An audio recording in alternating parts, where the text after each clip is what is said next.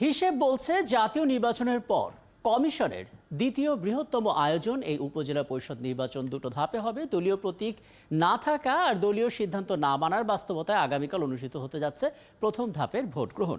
আমরা বিষয়টি নিয়ে আলাপ করব। যুক্ত আছেন নির্বাচন পর্যবেক্ষক অধ্যাপক ডক্টর নাসিম বানু এবং এখনকার খবরও জানতে চাই মাদারীপুর সদরে আছেন সহকর্মী শাহনাজ শারমিন।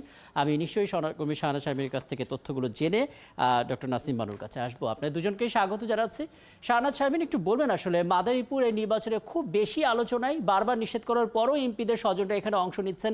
এক শাহজাহান খান এমপির কথা ধরলেই দেখা যাচ্ছে তার পরিবার থেকে দুজন অংশ নিচ্ছেন। ওনার ছেলে তো আছে, চাচাতো ভাইও আছে। আর এই যে নিষেধ অমান্য করে তিনি নিজের ছেলের হয়ে প্রচারণায় নেমেছিলেন, কমিশন কি শুধু চিঠি দিয়ে কাজ সারলো নাকি কোনো ব্যবস্থা নিল? ভোটারদের প্রতিক্রিয়াই বা কি দেখেছেন? ধন্যবাদ রাকিব। যেটি আমরা বলছিলাম যে আপনি বলছিলেন যে স্বজন এবং এমপি স্বজন এবং মন্ত্রীদের স্বজনদের ভোটে না দাঁড়ানোর কথা বলা হয়েছিল। এরপরও আসলে 13টি জায়গায় উপজেলা নির্বাচনে স্বজনরা রয়ে গেছে। তার একটি হলো মাদারীপুর সদর উপজেলা। সদর উপজেলার একটি বিশেষ সবাই এই উপজেলার দিকে দৃষ্টি দিয়েছে এই জন্য যে এখানে আসলে বলা হচ্ছে যে চাচা ভাতিজার দ্বন্দ্ব কিংবা চাচা ভাতিজার লড়াইটি চলছে। এই লড়াই হচ্ছে আওয়ামী লীগের প্রেসিডিয়াম সদস্য এবং মাদারীপুর 2 আসনের এমপি শাহজাহান খানের ছেলে আসিফুর রহমান এবং অন্যদিকে তার চাচাতো ভাই পাভেলুর রহমান, এই দুজন দাঁড়িয়েছে। পাভেলুর রহমান বিগত 2 টার্মে উপজেলা চেয়ারম্যান ছিলেন এবং একই সাথে জেলা আওয়ামী লীগের সাংগঠনিক সম্পাদক। অন্যদিকে আসিফুর রহমান আনারস মার্কায় যিনি দাঁড়িয়েছেন তিনি আসলে শাহজাহান খানের এমপি, শাহজাহান খানের ছেলে যেমন তেমনি তিনি যুবলীগেরও কেন্দ্রীয় কার্যকরী কমিটির সদস্য। তার প্রথমবারের মতো এবারে নির্বাচন। 2 প্রতীক বরাদ্দের পর থেকে আসলে 2 জন প্রার্থী পরস্পরের প্রতি আচরণবিধি লঙ্ঘন সহ নানা অভিযোগ এনেছেন এবং 2 প্রার্থী আসলে শঙ্কা প্রকাশ করছেন। পাশাপাশি অন্যরাও একটি তাকিয়ে আছেন এই কেন্দ্রের দিকে, যে এই উপজেলার দিকে, যে এখানে আসলে সংঘর্ষ হতে পারে। কারণ আগের উপজেলা নির্বাচনে এখানে 4 জন নিহত হয়েছিলেন, এরকম একটি শঙ্কা আছে যে এইবারে নির্বাচনে কি হবে এবং এই দ্বন্দ্বটি প্রথম দিন থেকে শুরু হয়েছে। কিন্তু আজকে সারাদিন আমরা মাদারীপুর সদর উপজেলার বিভিন্ন কেন্দ্রে ঘুরে যেটি দেখলাম বা বিভিন্ন প্রশাসনের সাথে কথা বলে যেটি বুঝলাম 117টি কেন্দ্রকেই তারা গুরুত্বপূর্ণ হিসেবে ঘোষণা করেছে।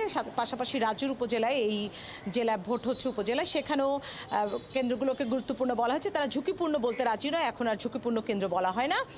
এখানে র্যাব, বিজিবি, আইনশৃঙ্খলা বাহিনী, পুলিশ প্রশাসন, আনসার সব সহ সমন্বিত বাহিনী নেমেছে এবং 30টি মোবাইল টিম কাজ করবে। 4টি স্ট্রাইকিং ফোর্স থাকবে, 7টি, এবং প্রতিটি কেন্দ্রে 6 থেকে 7 জন আলাদা করে নিরাপত্তা বাহিনীর লোক থাকবে। জেলা প্রশাসক অন্যদিকে আমাদেরকে মানে একটা সুষ্ঠু নির্বাচনের জন্য যা যা দরকার সব প্রস্তুতি আসলে কমিশনের পক্ষ থেকে নেওয়া হয়েছে। আমরা প্রতিনিয়ত আপনার কাছে আসবো শাহনাজ শারমিন এবং আপনার কাছ থেকে তথ্যগুলো জানবো। অনেক ধন্যবাদ। যা যা জানেন সেগুলো নিয়েই অধ্যাপক ডক্টর নাসিম বানু আপনার কাছে আসতে চাই। আমার সহকর্মীর কথা আপনি শুনলেন, মন্ত্রী এমপির স্বজনরা নির্বাচনের প্রতিদ্বন্দ্বিতা করছেন, আপনি নিজেও সেটা জানেন এবং ইতোমধ্যেই প্রচারণা সহ নানাভাবে প্রভাব সৃষ্টির একটা অভিযোগও এসেছে সেই এমপিদের বিরুদ্ধে। আপনার দিক থেকে আসলে বলবেন, আপনার যারা পর্যবেক্ষক আছেন তাদের দৃষ্টিকোণ থেকে সুষ্ঠু নির্বাচনের জন্য কতটা চ্যালেঞ্জিং মনে করেন আসলে এই বাস্তবতা? ধন্যবাদ আপনাকে। চ্যালেঞ্জিং তো আসলে যে কোনো নির্বাচনই কিন্তু চ্যালেঞ্জিং। জি। আর স্থানীয় পর্যায়ে নির্বাচন তো আরো বেশি চ্যালেঞ্জিং, কারণ রাজনীতিবিদরা অংশগ্রহণ করে, স্থানীয় গণ্যমান্য ব্যক্তিরা অংশগ্রহণ করে। সুতরাং এখানে শুধুমাত্র পলিটিশিয়ানরাই অংশগ্রহণ করে তেমন তো নয়। একটা জিনিস আপনি যেটা মাদারীপুরের প্রেক্ষাপটটা বললেন, সেই প্রেক্ষাপটে যদি বলতে হয় তাহলে আমি বলবো যে আসলে ইতিপূর্বে কিন্তু কখনোই আপনার আত্মীয় স্বজনদের উপরে কোনো এমবার্গো ছিল না, এবার প্রথমবারের মতো এসছে। এবং এটি কিন্তু আপনাকে বুঝতে হবে একটি স্বচ্ছ ক্রেডিবল নির্বাচন করার জন্য বলা হয়েছে এবং এখানে স্পেসিফিক করে দেওয়া হয়েছে যে একেবারে স্ত্রী, স্বামী এবং পুত্র কন্যা ছাড়া তাদেরকে নিকটাত্মীয় বলা হচ্ছে। এটা যে প্রভাব বিস্তারের কথা বলা হচ্ছে, যেমন এটাও যেমন সত্যি এবং এটাও কিন্তু সত্যি যে লেভেল প্লেইং ঠিক রাখার জন্য কিন্তু প্রচারণা হচ্ছে। এবং শুধু এখানে না, আমরা জানি যে আজকে আরো 2টা জায়গায় 2টি আলোচিত ঘটনার কথা আলোচনায় আসছে। একটি হচ্ছে একটি মিটিং করা হচ্ছিল, সেটি আচরণবিধি লঙ্ঘনের জন্য সেখানেও একটি ব্যবস্থা গ্রহণ করা হয়েছে এবং অন্য আরেক জায়গায় টাকা সহ ধরা পড়েছে, সেখানেও ব্যবস্থা গ্রহণ করা হচ্ছে। তাহলে যদি বলা চলে যে স্থানীয় প্রশাসন কিন্তু অসম্ভব সতর্ক অবস্থায় আছে। সুতরাং এখানে যে প্রস্তুতিগুলো নেওয়া হচ্ছে, নিরাপত্তা গ্রহণ করা হয়েছে, নির্বাচন কমিশন স্থানীয় প্রশাসনকে যে নির্দেশনা প্রদান করেছে, এবং একটি শঙ্কা করা হচ্ছে যে মাদারীপুরে সমস্যা হতে পারে এবং সেখানে অতি গুরুত্বপূর্ণ স্থান বলে বলা হচ্ছে এবং অতি গুরুত্বপূর্ণ কেন্দ্রগুলোকে অতি গুরুত্বপূর্ণভাবেই দেখা হবে এবং স্থানীয় প্রশাসন যারা নির্বাচনে অংশগ্রহণ করেছে এবং যারা ভোটার সকলেই যদি গুরুত্ব সহকারে দেখে এবং তারা সকলেই যদি সমন্বিতভাবে প্রচেষ্টা চালান যে একটি সুষ্ঠু ক্রেডিবল নির্বাচন দিতে, তাহলে আমি মনে করি যে এখন পর্যন্ত যে প্রতিকূলতার কথা বলা হয়েছে এগুলো কোনো প্রতিকূলতাই নাই। কারণ যদি প্রতিকূলতা না, আমি হতো, এখানে তাহলে আপনার একটা পরামর্শ নিয়ে আলাপটা শেষ করব। সেটি হচ্ছে আজকে প্রধান নির্বাচন কমিশনার তিনি নিজেও বলেছেন যে উপজেলা নির্বাচনে উৎসাহ, উদ্দীপনা এবং উত্তেজনা সবচেয়ে বেশি থাকে এবং আমরা দেখেছি এই উত্তেজনা সহিংসতায় রূপ নিয়েছে এমন প্রচুর ইতিহাসও আমাদের আছে। কম বেশি একটা চাপা আতঙ্ক থাকেও বটে, মানে উৎসাহ উদ্দীপনার সাথে। সেই বাস্তবতা এড়ানোর জন্য এখন আসলে কি পদক্ষেপ নেওয়া উচিত আপনাদের অভিজ্ঞতা থেকে? ইতোমধ্যে নিয়েছে কমিশন, কিন্তু আপনাদের নিশ্চয়ই একটা মতামত আছে, সেটি একটু জানতে চাই। জি, সবচেয়ে বড় কথা হচ্ছে যে আপনি যদি বলেন মিডিয়ার যে ফ্রিডমটা, এই যে ফ্রিডমটা আছে যে তাৎক্ষণিকভাবে যেটা জানা যায়।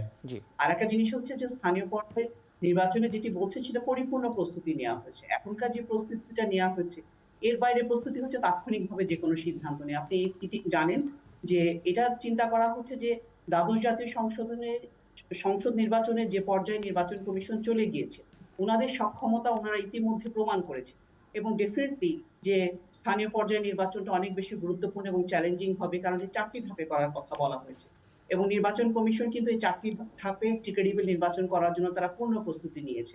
এখন শুধু বিষয় হলো যে স্থানীয় পর্যায়ে কিছু সিদ্ধান্ত নেওয়ার ক্ষমতাও কিন্তু দ্বাদশ জাতীয় সংসদ নির্বাচনে দিয়ে দেওয়া হয়েছে এবং স্থানীয় পর্যায়ে এখন কিন্তু স্থানীয় প্রশাসনকে সেই ধরনেরও একটা নির্দেশনা দেওয়া হয়েছে যে দ্বাদশ জাতীয় সংসদ নির্বাচনের সময় ওনারা যে ধরনের দায়িত্ব সতর্কতার সাথে পালন করেছে সে ধরনের দায়িত্ব এবারও পালন করতে হবে। যদি সেটি হয়, তাৎক্ষণিকভাবে যদি স্থানীয় প্রশাসন কিছু সিদ্ধান্ত নিতে পারে এবং জটিল কোনো সিচুয়েশন হবেই না আমরা আশা করছি এবং আমরা এটাও আশা করছি যে কোনো প্রাণহানি হবে না, কারণ আমরা একটা প্রাণহানিও চাই না এবং সেটির জন্য পূর্ণ প্রস্তুতি আছে এবং আইন শৃঙ্খলা রক্ষাকারী বাহিনীকে যদি সতর্ক অবস্থায় থাকে তাহলে কোনো কিছুই হবে না। কারণ আমি আপনি না জিজ্ঞেস করার পরেও বললাম যে নির্বাচন কমিশন আচরণ বিধির ব্যাপারে কতটা সতর্ক, যে তারা সতর্কতার সাথে সমস্ত কার্যকলাপ পরিচালনা করছে।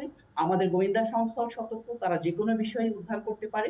সুতরাং 4টি ধাপে নির্বাচনের সময় যদি নির্বাচন কমিশন, গোয়েন্দা সংস্থা এবং আইন শৃঙ্খলা রক্ষাকারী বাহিনী সমন্বিত প্রচেষ্টায় কাজ করে এবং এতে যদি যারা নির্বাচনে অংশগ্রহণ করছে এবং ভোটাররা সহযোগিতা করে, আপনারা মিডিয়া যদি সহযোগিতা করেন, তাহলে আমি মনে করি যে কোনো ধরনের ব্যত্যয় হবে না এবং আমরা একটা সুষ্ঠু এবং ক্রেডিবল নির্বাচন দেখতে পাবো। বুঝতে পারছি। একটা জিনিস মনে রাখতে হবে, জি জি, শেষ করুন, শেষ করুন। আমরা যখন চ্যালেঞ্জের জন্য প্রস্তুত থাকি তখন কিন্তু চ্যালেঞ্জ মোকাবেলা করাটা অনেক বেশি সহজ হয় আর কি। আর অনাকাঙ্ক্ষিত কোনো ঘটনা যদি ঘটে সেটির জন্য কিন্তু প্রস্তুতি আছে নির্বাচন কমিশনের এবং আমি মনে করি স্থানীয় প্রশাসনের সে ব্যাপারে যথেষ্ট সজাগ এবং সতর্ক দৃষ্টি রাখছে।